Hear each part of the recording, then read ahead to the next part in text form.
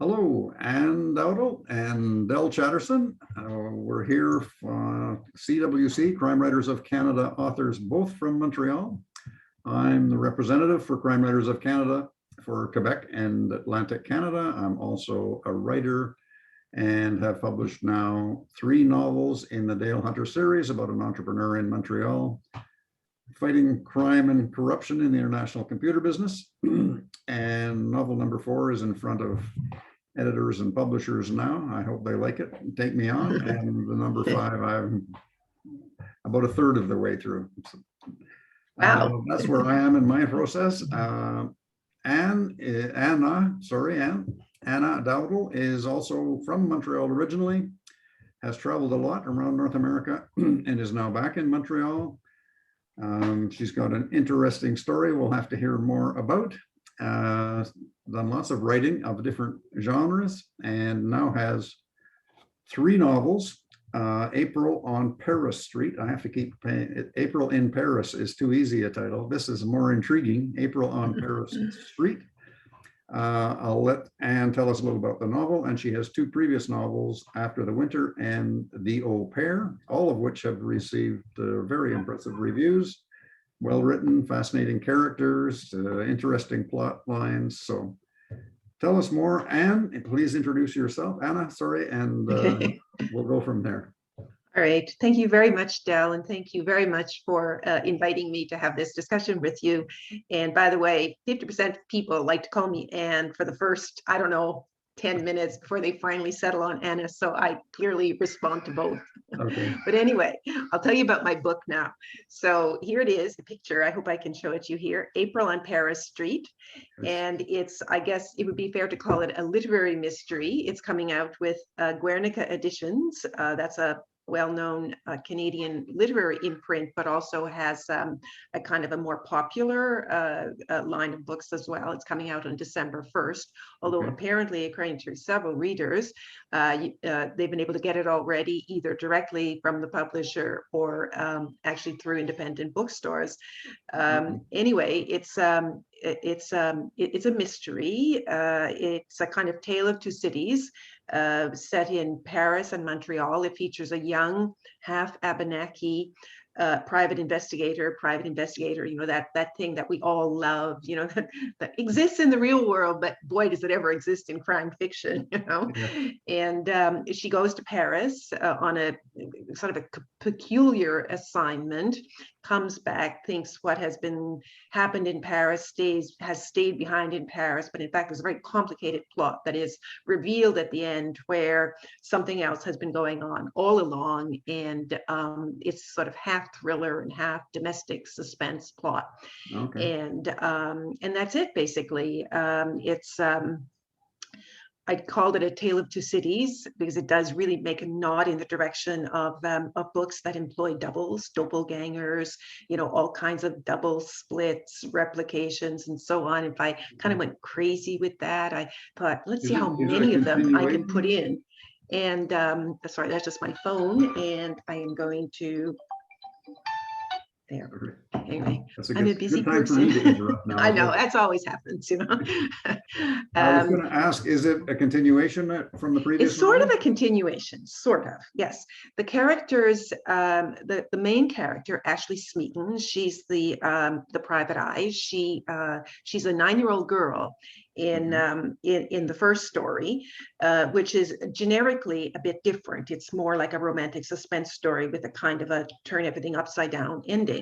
She reappears as a private eye, just starting out in my second book, The Au Pair, and now she makes her way, such is the way of writers, into what I could call quasi-literary fiction, still in her role as a private investigator. So there's a reader on the West Coast who has got a writing blog too, and he said, what order should I read your books in? And I said, you should read the last one first, because that's kind of the there's most depth of her character there. And then you can go back and see where I, where I started out in my writer's journey. You probably notice yourself in your writing, there's a certain amount of shift or change in your writing over time. The approach you take with your first book is not the approach you take with your third. We both of us have 3 books. But anyway, that's how it happened with me. But I do think the character is continuous, but I'm going to wait to see what readers say about this, because this is definitely a bit of a genre switch for me, because it's not meant to be like a ponderously literary book, but it does have literary aspects as well as a crime fiction storyline. Okay, and how do you define that distinction? I knew you'd ask that. Well, I guess more ambiguity, a conscious use of the forms of crime fiction, for a specific thematic purpose, a kind of deliberate playing with the conventions, especially of like female character stereotypes. Crime fiction is very formalized, in terms of its plots and its characters. But of course, every individual writer comes to that form and then does something with it that's unique. You couldn't help but do anything other than make something unique. You're writing your own story, your own characters come out of your own head. But I've approached the question of form consciously, and I wanted to have a plot that basically played with the reader's views of women, and this is like male and female readers both, and invoke the stereotypes, but then use the very stereotypes to unravel everything at the end. When you say sorry? Go ahead. Well, I guess when you say literary fiction, it's the opposite of pop fiction. So but this is one of the things I've learned, and my editor was very helpful when I was working through the process with her, of clarifying, I really do want it to be hybrid, so it's in between. So it's meant to have a continuous, not interrupted, realistic, popular story that pulls you in, that's got action scenes and, a grand reveal at the end, which, you're hoping as a crime fiction writer, just surprises everybody. The plot twist. And so that's all that, so, but also if you choose to plumb the depths a bit more, you can see this sort of symbolic, I guess, level, but they're not meant to be antagonistic to one another. And I say to people who clearly like popular crime fiction, you can take or leave the symbolic level, but then if there's a potential reviewer, who's got a university background or something, I say, oh, you might be interested in the symbolic level. But anyway, my purpose was not to bore, because, we read at 3 a.m. to get back to sleep or something, people read to endure life. So I didn't want to write something so dark or so confusing that I would take away. My purpose is to provide pleasure. Okay, but it's more than the typical action thriller that's just car chase and violence and a few breaks for some sexual interludes, and then straight ahead from start to finish. The page turner approach. That's right. Although one or two readers have said, read the whole page, enjoy that's right, the exactly. I know, in turn, but one or two readers have said it's a page turner, but it's a different kind of page turner. That's how they described it. You really want to see where these, unique and quirky characters go, and all these little subplots that I work in. So, I guess, but it's not an action thriller. Let's put it that way. Yeah. I've kind of gone through that process too, trying to decide, because my first editor pushed me very hard to make it 100% action thriller, and he wanted to set substantial changes. And I said, no, but I have a lot more that I want to tell people. I have a whole lot of trivia in my head that I want to somehow fit into this story. I know. Oh, I'm with you 100%. I mean, the story that you want to tell isn't the Chatterson, whatever that guy, what's his name? It's because partly I think the challenge for the writer is to make it interesting and challenging for yourself, and consequently then it's satisfying for you when you're finished. That's right. But you don't want to make it too challenging for the reader. No, that's exactly right. You can't be bothered. No, exactly. And you yourself as as a reader also understand about that need not to be bored. You know, it's Yeah, true, it's real. So yeah, I totally agree. And I write for myself. I admitted that at some point along the way, that I find the process of writing so enjoyable that actually I'm writing these stories to amuse yeah. myself. Well, that's a common advice from writers, is write the Yeah, book that you want to read or that yeah, nobody else has written that you'd yeah. like to read. Then at least you have a And fighting chance of finding readers. yeah, well, I like also David Baldacci's description that I want to read a book that when I'm at the end, I say I feel a little bit smarter because I learned something. That's a nice way of putting it too. Yeah, Yeah, you want to offer both to the readers. You want to offer yeah. So it might entertainment be and yeah, it might be and the something historical else. background, the exotic locations, Yeah, anything. yeah, yeah. And then the characters and the plot are what make it reading and keep the reader That's right. going.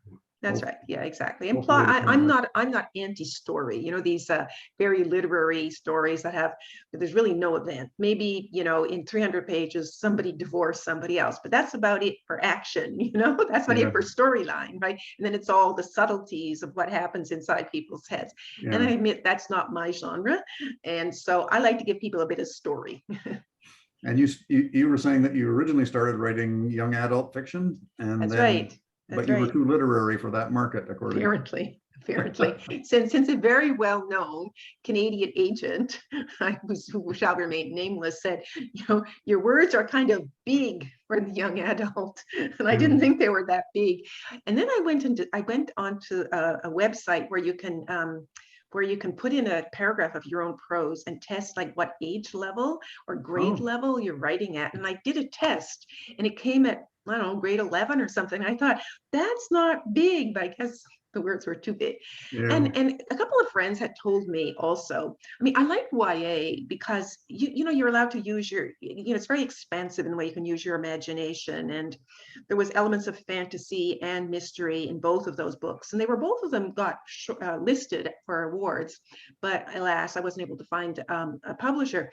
But then I thought, like when friends were telling me too, if you're finding your feet with a certain kind of writing that you're experimenting yourself with writing with, and that's, you know, maybe then don't write for young adults. And I thought, wow, that's a revelation. So the third book I wrote for an adult audience without worrying too much about whether my words were too big, and it was picked up by a publisher immediately. So there you yeah, have it. That was good advice. yeah. That's good. I mean, you do have to listen to your editors, but That's right. you Yeah. can't argue. That's You right. can't argue and do it your way all the time Yeah, unless you. no, exactly. I mean, you have to listen to everybody. No, Agents, that, that was and that's honest the other thing. feedback You from can't an please agent. everybody. No, that's right. That, you know, friends, you know, gave me good feedback. So but you know, I had a couple of young people read it. They were kids like, you know, 12 to 15 kind of old friends of mine. And both of those kids liked it a lot, liked my YA fiction a lot. So who knows? I might actually go back to Might go in. Yeah. No, yeah, it's a good market. There are readers there that will yeah, enjoy the book, and you'll get yeah, some satisfaction from that yeah, too, I'm sure. yeah. But you know, I do love the mystery fiction market because it's so big and people are so enthusiastic about crime fiction. They just are. They love it. Everybody loves it. You Yeah. know, it's the single most popular genre, and that is, I gather, 20 years ago apparently was romance, and now it's crime fiction, and I love crime fiction. There's like, it's probably not a mystery writer I haven't read, at least tried, you know, reading. So so you know, I'm going to be writing mysteries regardless Yeah. Well, whatever age group I write them for. yeah, it's sort of, I've got hidden messages. I did a lot of writing in business for entrepreneurs Right, and as a management consultant, and right. I used to do that by telling stories. And what I learned, what I decided was I could make these stories much more interesting and compelling if I included a little crime and corruption. Oh yeah, And our hero was forever fighting off the bad guys. So it's yeah. much more interesting. And I still have embedded somewhere in there the business lessons and There's try a to generate a little message. more sympathy for entrepreneurs than they normally get, particularly in fiction. They're usually the Right. bad guy. Yeah, yeah, it's true. That is very true. So Yeah. I'm trying to reverse that stereotype a little bit, but it's hard to include those kind of messages and still make it a good, compelling story. Yeah, but I figure, with crime fiction, but you're always going to be directly or indirectly addressing the question of good versus evil, because Yeah. it's about crime. It's about a theoretically orderly community into which, a crime, a murder, or something of that kind happens, throwing the community into disorder, and then it thanks to the resolution, the revelation of in the story, then order is restored. So you're always going to be, I think, addressing that a little bit, but also I think you've implied just now, um the lines between good and evil are sometimes blurred, and that's like the joy of writers, we like to go in there and mine that ambiguity. I write revenge plots without giving away too much of the story. I write revenge plots, and I invite the reader to think whether or not, the individual who may be, acting on this impulse of revenge may have had, at least some good on their side. But then a friend of mine who read my book said, so basically you can go around killing people. And I said, no, Yeah. I'm not giving you the comfort No. of a moral resolution. You're going to have to just keep thinking about this yourself, because as we all know, justice, the real world justice system isn't always just. So we No, have you people. want to, the message is that crime doesn't pay, and there's usually a moral lesson of some kind, but That's right. it always leads to the question, how much of this is true? Did you really do some of that? I know, that's right. And then there's the crime. How And much then of there's your the 3 books came from your own background and locations or work life? Or Yeah, I know. is it Or just your own all imagination? reflections. That's right. I know. But crime doesn't pay, true. But to go back, there's that crime before the crime, and there's the crime before the crime. So there's kind of original sins that have cast a long shadow into the future. And when you write domestic suspense like I do, very often something happened like 20 years ago that that then compels the reader, or rather the main characters, to go in one direction or another. So I invite the reader to take the long view, but no, I do not advocate murder. Okay. And have you used locations or places you've lived and worked that? Well, all 3 of my books are set in Quebec, Okay. uh, and this third one is set, like, it's a tale of 2 cities, so it's set in Montreal and Paris, and I really mind the atmosphere and what makes Montreal unique. I think cities are perfect settings for crime fiction because they're large and mysterious, and there are parts of them that we don't know, and they're labyrinthine, and just like our plots are, and they're and as the reader or the characters go from street to street or place to place, they discover things they didn't know before. So Montreal in April on Paris Street, and Paris Street is actually a real street in Point St. Charles, but Okay. every other aspect of it is fictional. But the reader finds himself in the same situation of saying, "Oh, I've never been here before. What does this mean?" So Montreal is supposed to be familiar, but a little mysterious in the way I portray it. And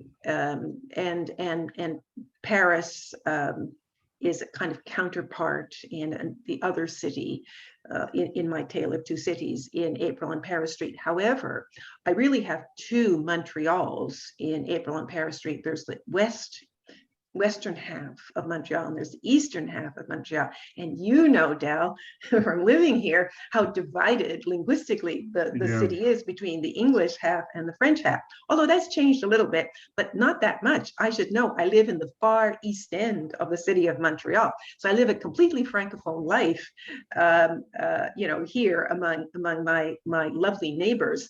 But I like to play, I very much like to play on the unknowns from an English Montreal perspective of what the East is like. So the East represents a kind of symbol of that which is not known, for my main character.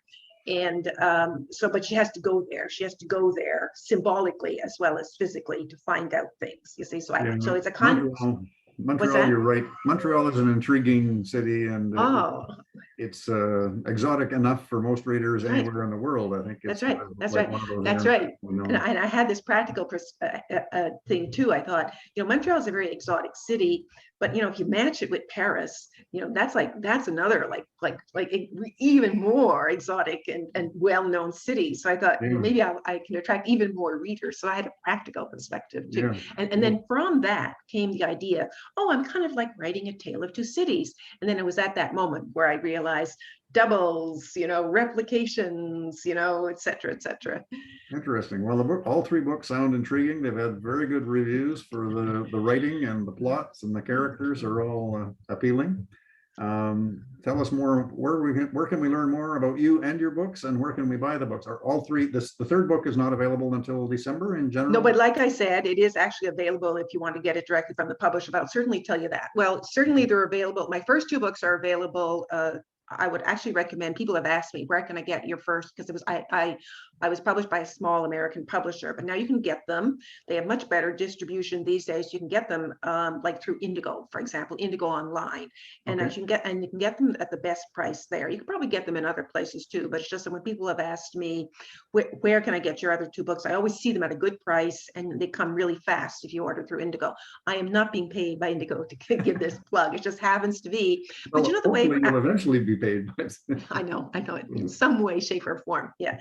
But April on Paris Street is going to be available everywhere because Guernica has excellent distribution in Canada. So you can get it at independent bookstores. You can get it through Indigo or Amazon.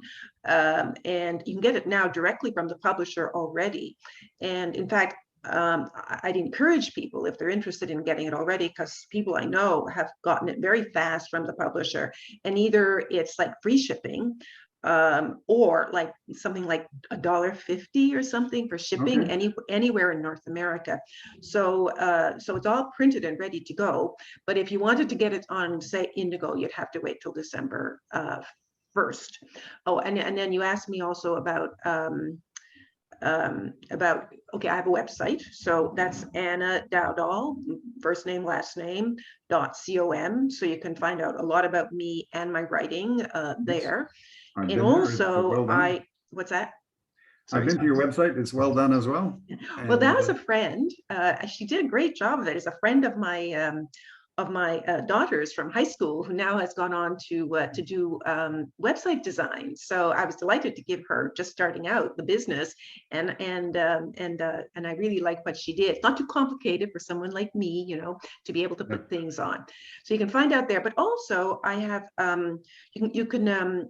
I use my personal Facebook page as my writer's page because I don't see the point of having two. So you can definitely reach me there. And I've recently started an Instagram account about 6 months ago, because, Instagram is full of those lovely young bookstagrammers, with many thousands of followers that you hope to interest in your writing. And I have in some cases. So I'm hoping I will get reviews from them. And also you can follow me on Goodreads. That's another place where you can follow me. Okay, well, I'm certainly adding you to my reading list. I want to read about April on Paris Street and the others. Thank you, it's a pleasure to get to know you, Anne. Thanks for participating in our Crime Writers of Canada series of author interviews. And we'll say goodbye and hope to meet you somewhere again soon, in person or online, whatever comes up next. Right, and since we're both in Montreal, that probably will happen at some point. We might even be able to get together for coffee soon somewhere. That would be nice. I know, exactly. Okay, well, thank you again so much, Del. It was a pleasure. I am trying to get together the Crime Writers of Canada for the Quebec and Atlantic somehow. Yeah. Some kind of hybrid event, maybe. That sounds like a great idea. I'd love to participate in that. Okay. Yeah. I've got you in mind. Okay, Thanks perfect. a lot, Anne, and bye for now. Okay, lovely to talk to you. Bye.